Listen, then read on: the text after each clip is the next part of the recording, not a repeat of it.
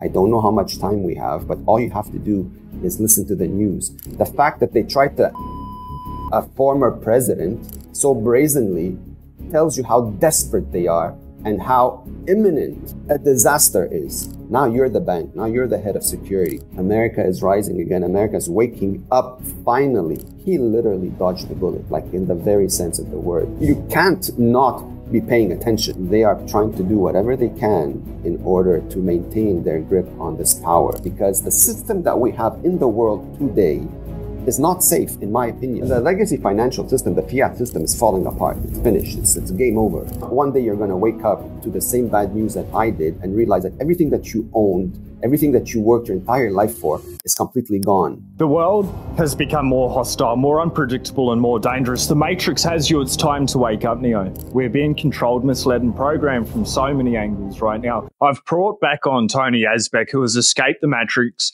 by becoming sovereign after they almost took him down. Tony, it's always a pleasure, mate. How are you this morning? I'm great, Sean. Nice to be here, man. Thank you for having me again. You absolutely love it. I know this is going to be an absolute deep conversation. The last one was mind-boggling, and I urge everyone to check that out.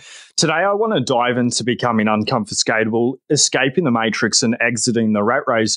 But before we get into that, this weekend time of filming, there was an attempt to delete President Donald Trump.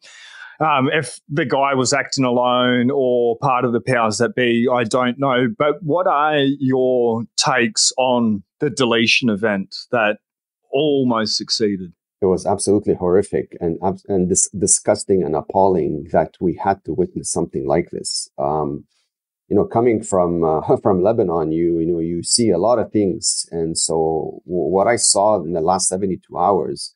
Unfortunately, it's not something that I'm witnessing for the first time. I mean, these are like events that are almost like commonplace, back in the day during the civil war in Lebanon.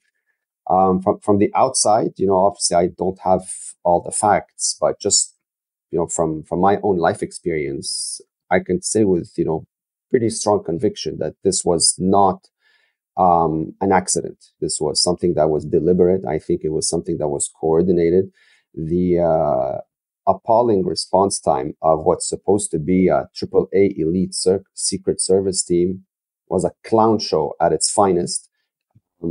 There is no way some random 20-year-old dork would find his way up a building that's 130 meters away with a rifle, being identified by numerous witnesses ahead of time, pointing out that someone is there, and having no response time, no adequate response time. I mean, what kind of nut job do you have to be to assume this was just like a fluke, right?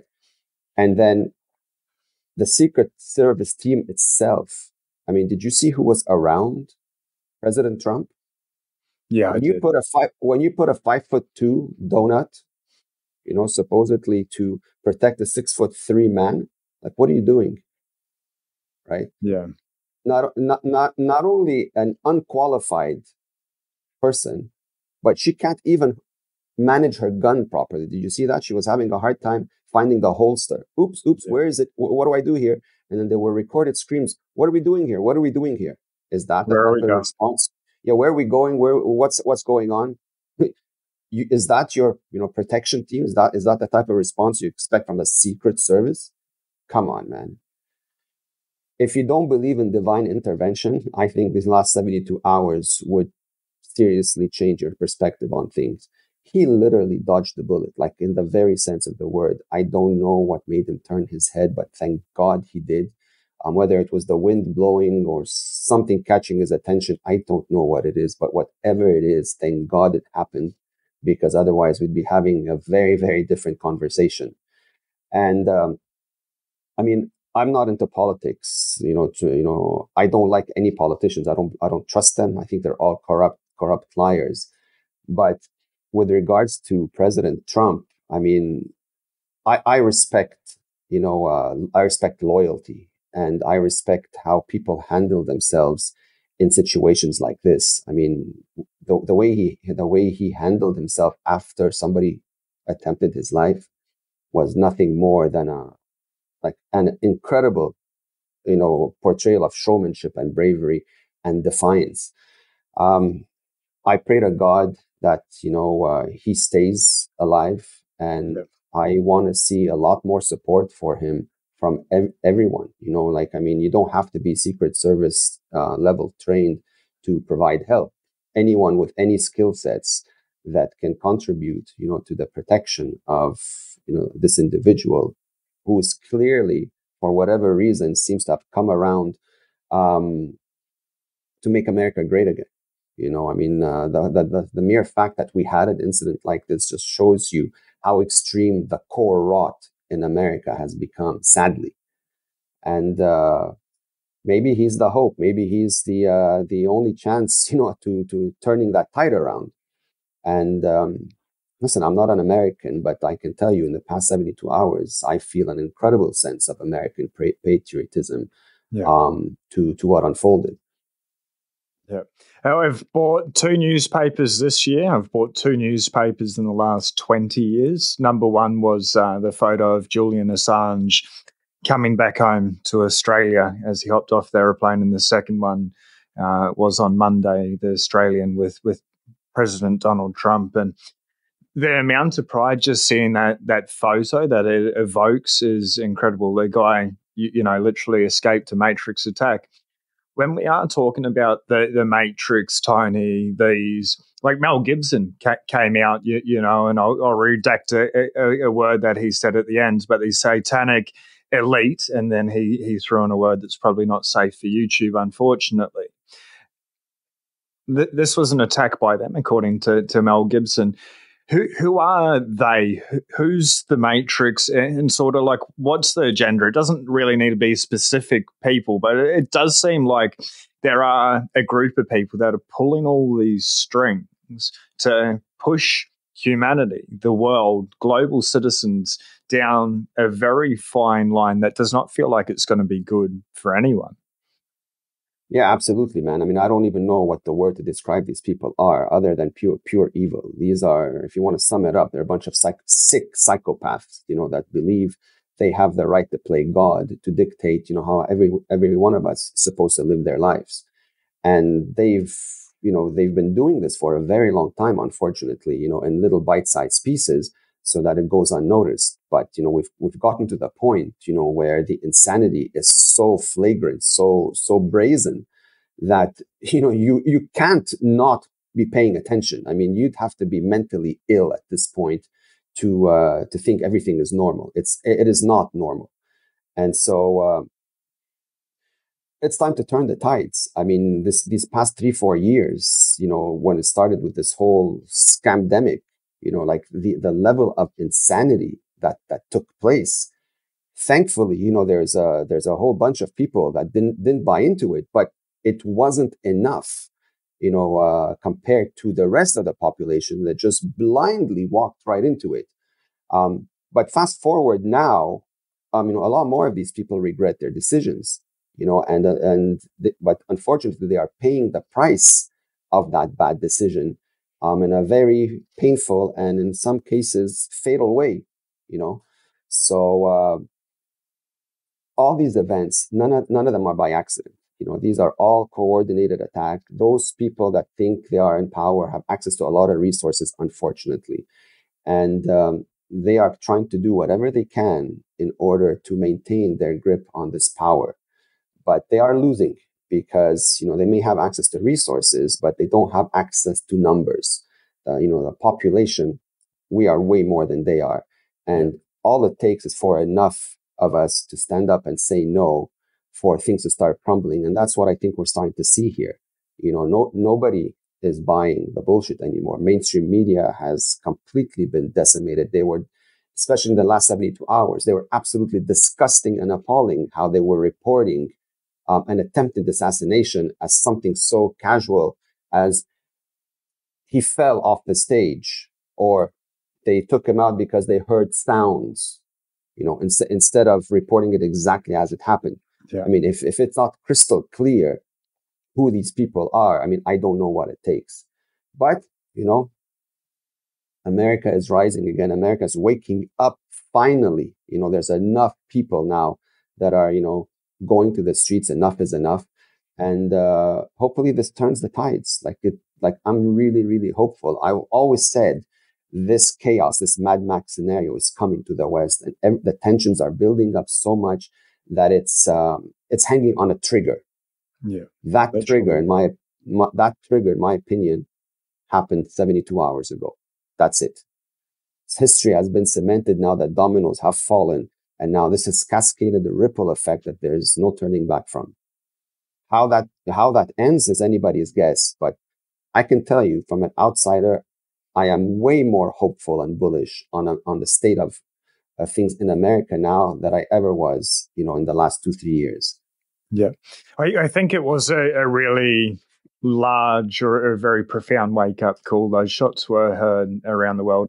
I've obviously got my own beliefs about Bitcoin and how Bitcoin fixes this, but how do you see things getting better now that the world is starting to wake up pretty quickly, especially from the events over the weekend?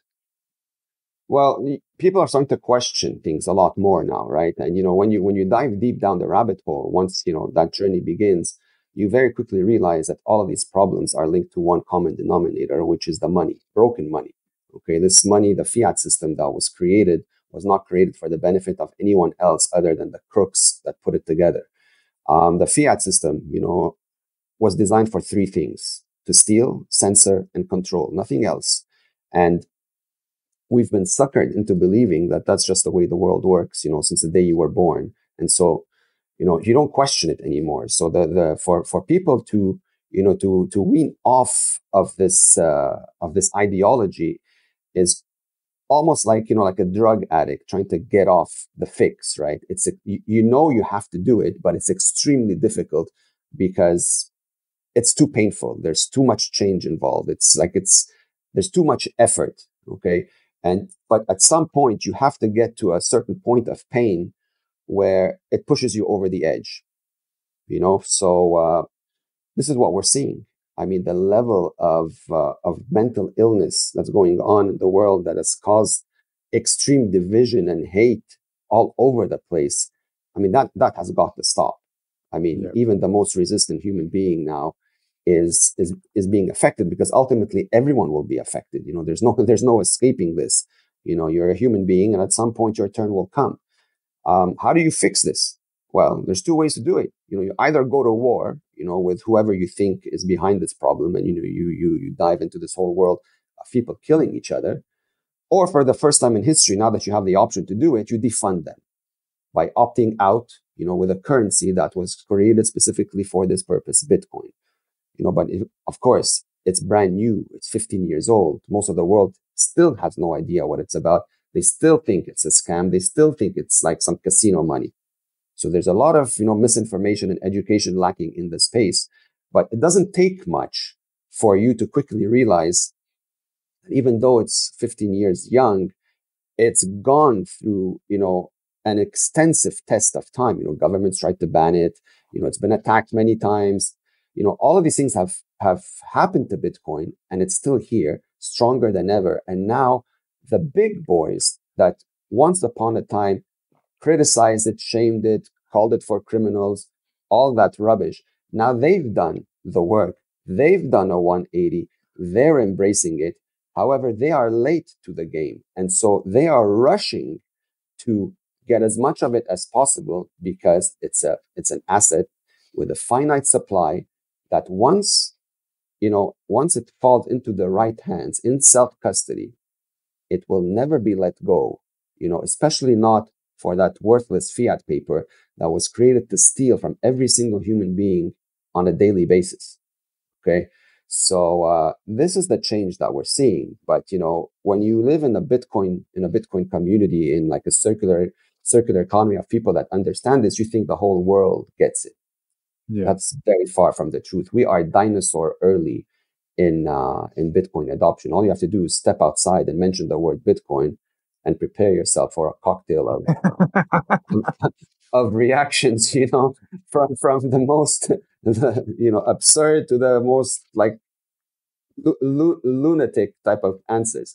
So for anyone who thinks you're late to Bitcoin, you couldn't be further from the truth. I mean, we are we are a dinosaur early into this, but it requires us to do the work, to unlearn. You have to be willing to unlearn, to get off the addiction of what you've been taught since the day you were born. You have to accept that this is all rubbish, and sit down and listen to someone who's trying to explain it to you, to prove it to you why it's rubbish. It's not just somebody speaking for the sake of sounding cool. There is hardcore proof that can back up almost everything. Yeah. What I love about it the most is it's based on code, and we don't need a trust. We can verify everything is there, and we've got enough resources now to be able to share verifiable evidence. We haven't got a whole group of people to sit down and get their opinion. This is what's happened, and if it doesn't break, if the mathematics stay true, it's just going to keep on working. It's simply just math, which is amazing. It's the first time that we can verify every part of a financial instrument, and our whole lives come down to money. This year, it seems like there's been like a lot of cyber attacks going on just in general. We had a couple of banks go offline here in Australia. Even last year, definitely Optus with the phone service, but I think it was Telstra as well went down there, like our phone carriers. And I don't know if it's a test or not, or what's going on. But recently, I think it was last week, AT&T, which is the largest telecom provider in the US, nearly every single customer's data was leaked. It was hacked. I guess, how do you think about it, and then how can people prevent it from happening to them, or if it does happen to them, from not affecting every area of their lives? Well, cyber attacks are a fact of life now, right? I mean, but what you have to focus on here is the whole aspect of centralized information. That's really the dangerous honeypot. And, the illusion of safety that, we were, again, brainwashed to believe would happen, when you'd give up information, to a company, like whether it's your KYC information, because now all of a sudden, if you KYC, it's a legitimate company, you can trust it, and that type of thing, which is the furthest thing from the truth. The KYC was never designed for anybody's protection. This is 100% surveillance mechanism to keep track of, every little detail for every, living soul. But when it gets attacked, well, then everyone that's on that database is automatically at risk now, right? So when I hear KYC, it makes me cringe, because even if it was for your protection, you have no proof that whoever the individuals are that are taking that information, how are they storing it? How are they protecting it? Do you know what they're doing? Are they leaving it on a hard drive? Just because, they're hiding behind a big institutional name, does that mean that they are, the Fort Knox of cybersecurity? 99% of the time, they're not. Because if they were, you wouldn't be hearing these stories, right? I mean, the latest AT&T hack, that wasn't the first time that happens.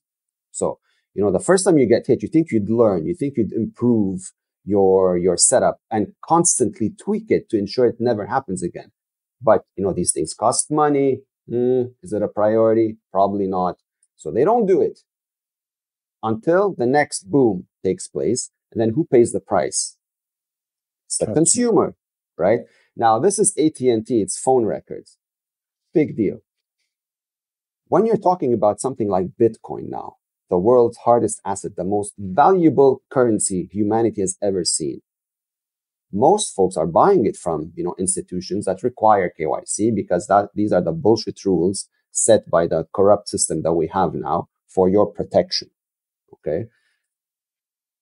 When these institutions, and I say when, not if, because it's going to happen, when these institutions, these KYC institutions get hit and these databases get leaked, what do you think is going to happen? That already happened. Ledger 2-3 years ago, when I first got into Bitcoin, I had a Ledger, and I'll still get messages from them, and people will call me and be like, hey, we can see some unauthorized activity on your Ledger device. We just need you to go onto this website and put in your 24 words.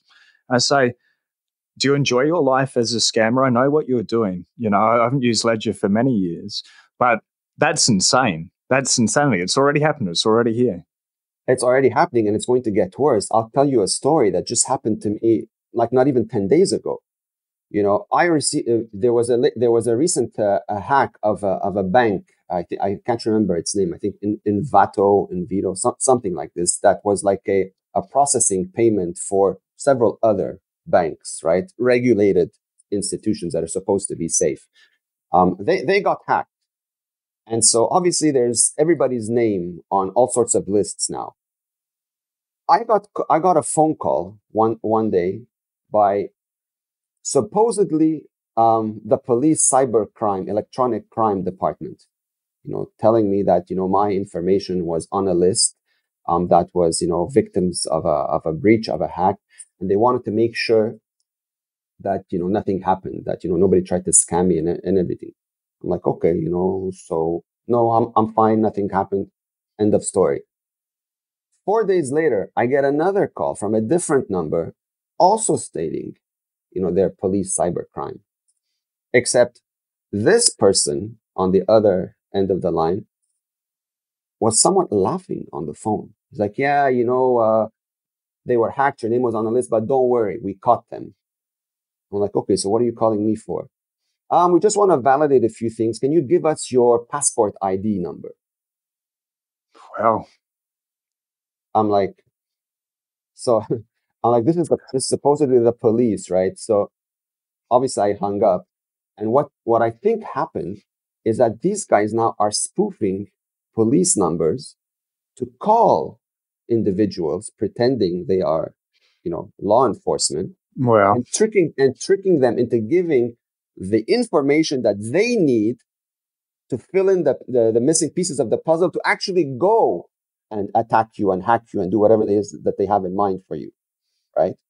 So if your brain is not trained for this, and this is like particularly a problem with senior citizens, which unfortunately are the biggest casualties of these attacks, you'd innocently give up these details, thinking you're talking to law enforcement, and before you know it, boom, you wake up with a bank account of zero potentially, or whatever it is. So you have to be very careful with these things, and again, you need to take proper measures, because the system that we have in the world today is not safe, in my opinion. It's not safe. And you have to stop believing that it's safe in order to protect yourself. If you keep assuming that it's okay because it's company X, Y, and Z, and they're like a reputable brand, well, you're an idiot, because none of them are safe unless you can audit for yourself that the mechanisms that they're doing to protect your information are bulletproof. But obviously, you can't do that. So you have to assume and pray that nothing goes wrong.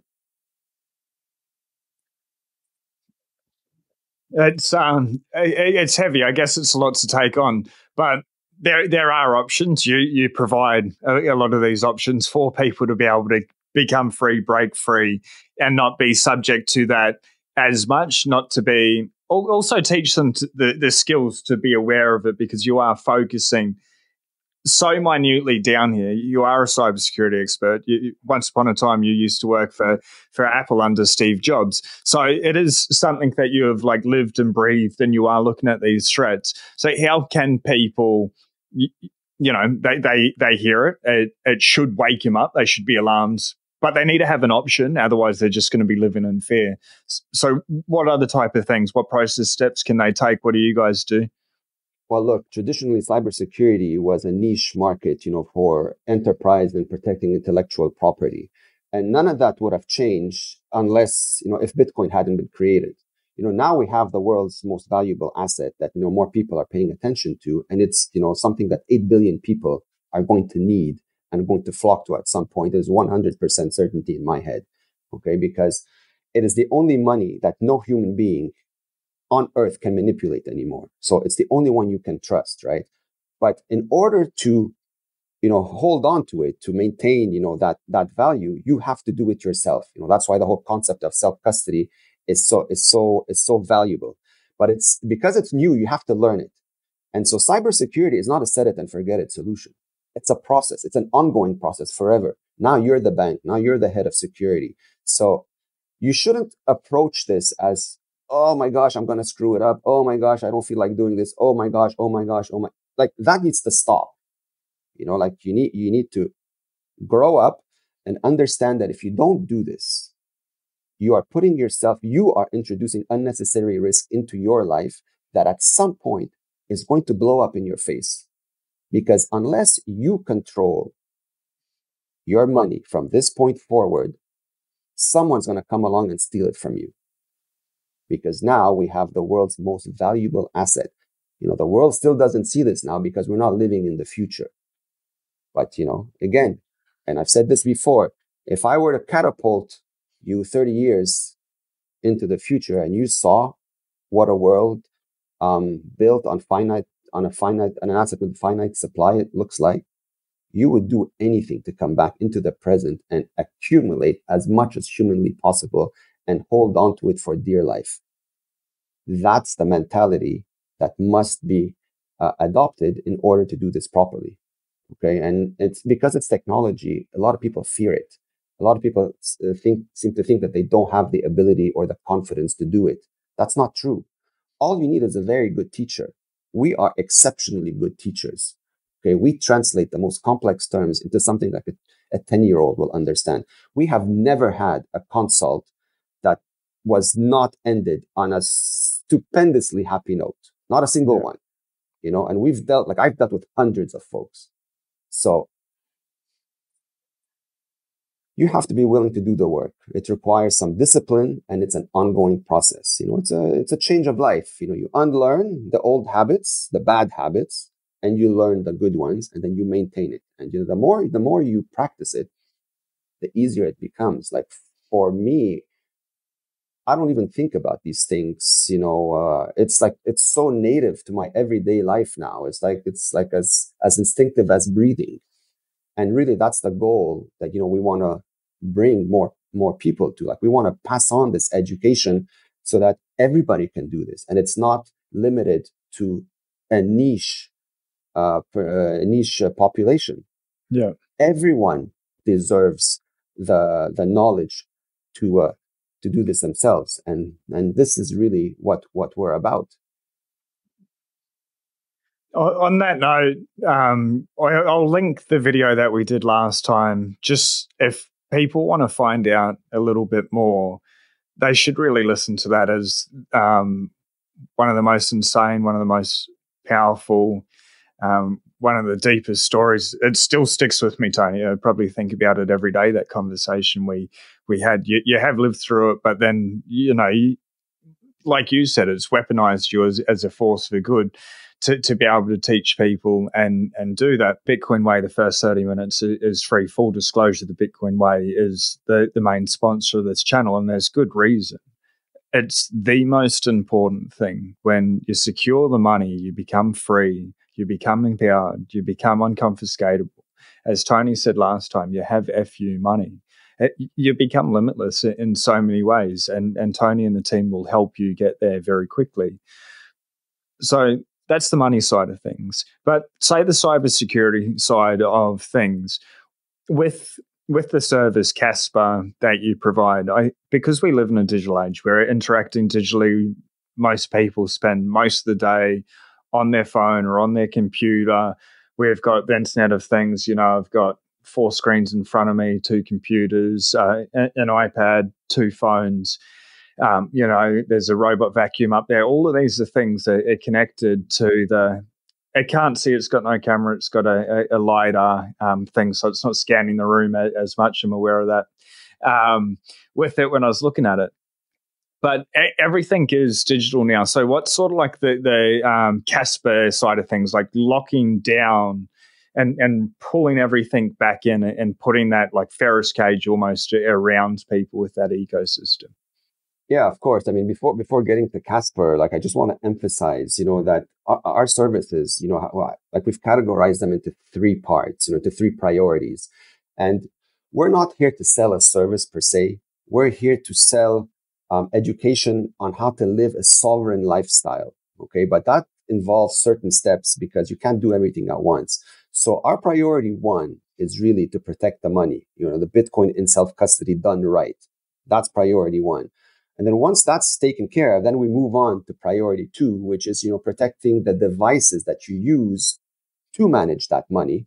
And that's where the cybersecurity services come in, like Casper. So we lock down your computers, we lock down your routers, make sure there's multi-layer VPNs, modern firewalls, AI, real-time real-time threat detection, all of these things, privacy-focused DNS, all of these things are always running in the background on all your devices, irrespective of what internet connection you're on. Because, you don't want to be, just blindly connecting to public Wi-Fi, for example. There's many dangers associated with that most people to this day are still not aware of.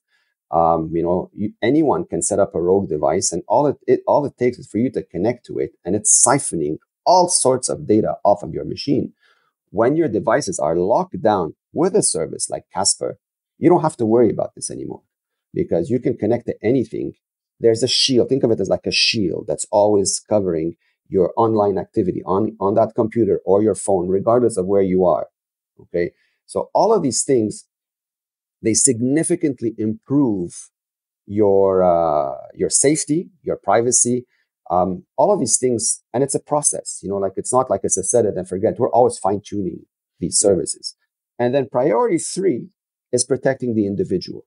If you no longer feel safe where you're living because, you don't like the government or whatever they're doing, well, you move. We are focused now. We have a citizenship program that we offer, to jurisdictions that are Bitcoin friendly, that respect your freedoms, that respect you as a human being. And we help you get there. We remove all the hassle and the headaches that are normally associated with these things, and we handhold you through everything. So this is really what we're about. The Bitcoin way is about a sovereign lifestyle, so that we want you to get used to it. Because once you do, that feeling of empowerment, of being unconfiscatable, is the ultimate end goal for any human being, in my opinion. It should be like the natural state as a human. It's so ridiculous that it's not, but unfortunately we are in this situation. And I guess for everyone watching, maybe you feel safe where you live. Maybe you're happy. Maybe you don't like some things the government's doing. Maybe you like other things. Maybe your environment's absolutely beautiful. But having a second passport, one thing Tony didn't say, it's not that expensive for yourself, for an individual, for you and your spouse, you and your whole family. It's not a big cost. And I think the Bitcoin way's made it really affordable for a lot of people, for most people that are willing to take it seriously and go down that line. And you don't even need to use it. It's just an option. It's a cool option on the future. If maybe the worst never happens, great, like happy days. Holding Bitcoin numbers still go up. You get fabulously wealthy. Well done. But if things go insanely wrong, and there's the possibility that they could, and I think we're this close over the weekend, especially for people in the States, for things to go insanely wrong really quickly. Having that passport, having your Bitcoin in self-custody, where you control the keys, nobody else does. You understand, you've been educated, you've been empowered to be able to do it. Having those two things together, and you can just move, you can just go. And then when things settle down, you can come back. That's where we should be in life. Like that's the point of it. Why not go down that path? Absolutely. The legacy financial system, the fiat system, is falling apart. It's finished. It's game over.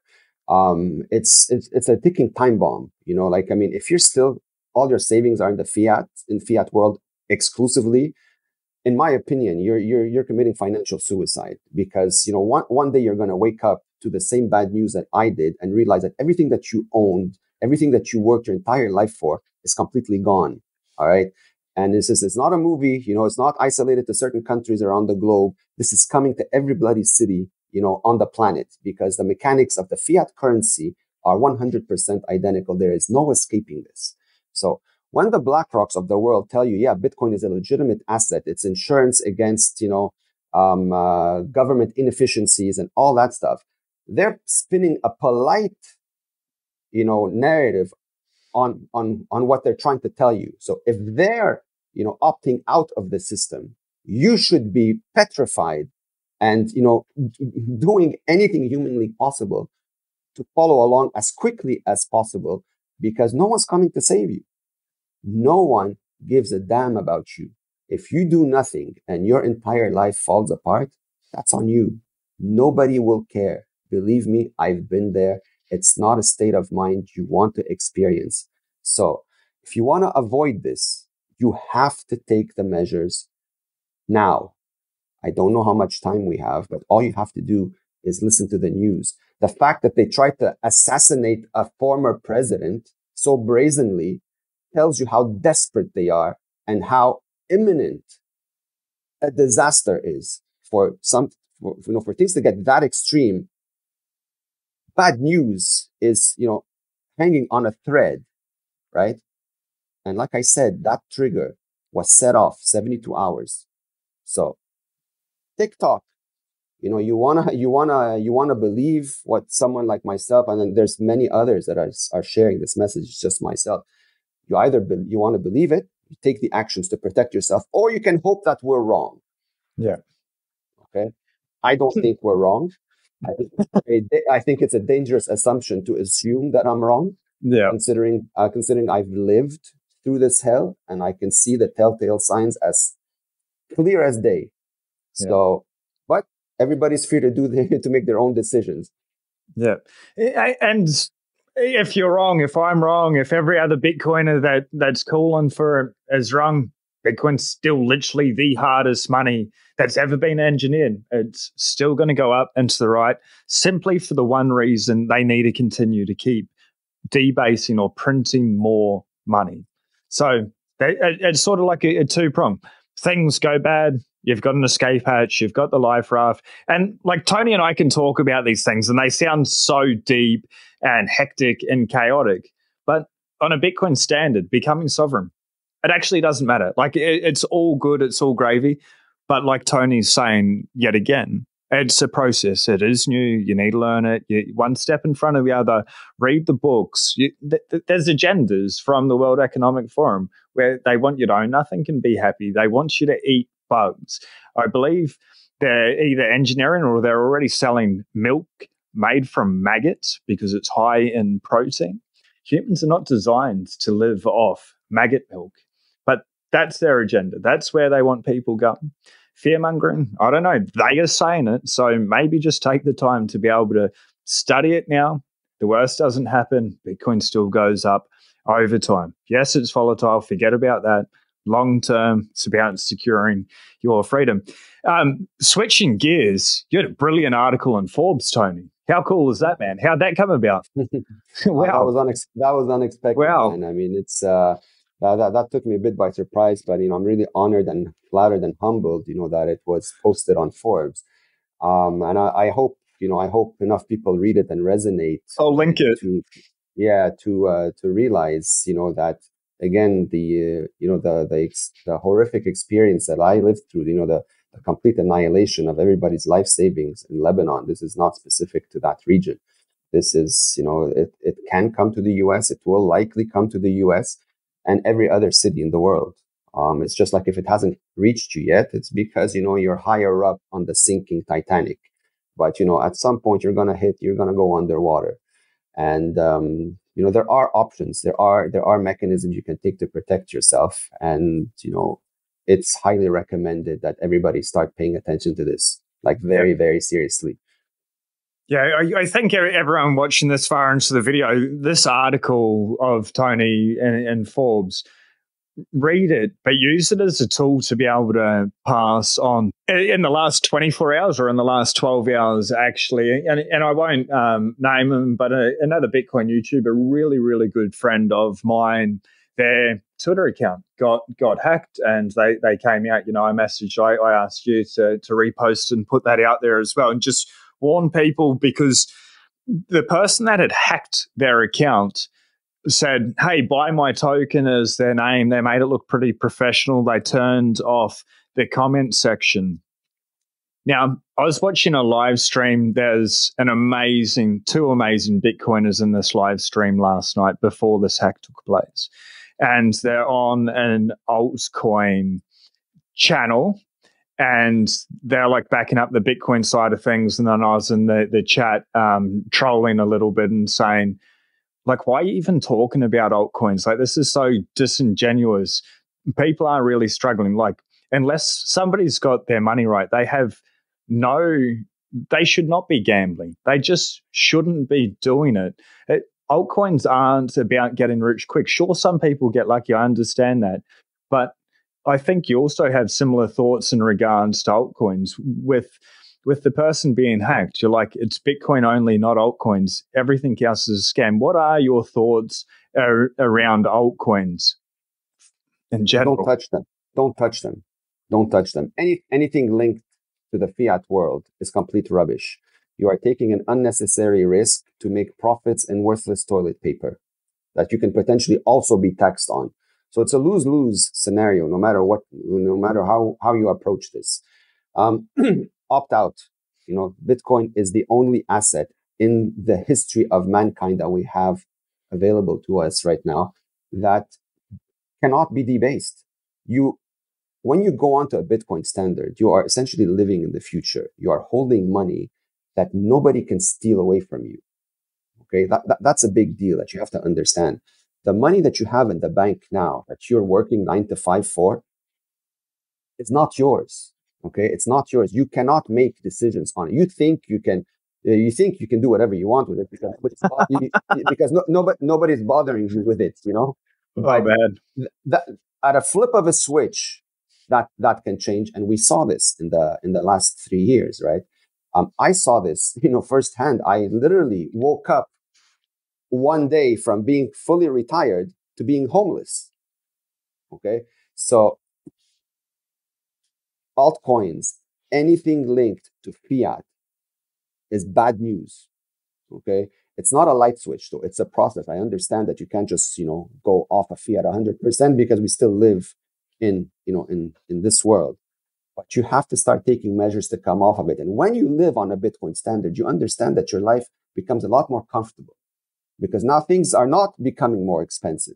They're becoming less expensive because you're actually holding an asset that's appreciating in value, which means that your purchasing power is going up, not down. But we know when you're only saving in that worthless paper, of course, everything is becoming expensive. When you go to the supermarket and you realize you used to buy 30 items and now you buy 3 with the same amount of money, if light bulbs don't start going off in your head, well, then, there's another problem that we have to have a conversation about. So stay away from altcoins. It's unnecessary gambling. You don't have to do it. There's only Bitcoin. I tried to find workarounds. Believe me, I've done the shortcuts. They all failed, okay? If you want to save yourself pain and money, just listen. Bitcoin in self-custody. There's nothing else. It sounds so simple, almost too good to be true. But I guess that's the proof of work that the audience needs to put in. They need to read the books, have the conversations, talk to people like you. You just can reach out to me at any time. I talk to a lot of people that watch the show. Just have a phone call or recommend some amazing books. Fantastic books to read.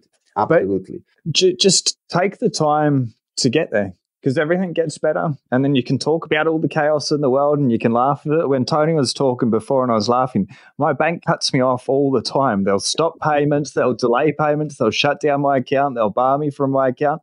Stuff them. It doesn't matter. Tony, I'm going to open the floor up to you. Final thoughts. What's got you bullish, bearish? Where should people be concentrating? I know you just go so deep into helping pull people out of the matrix, but the floor is yours, my man.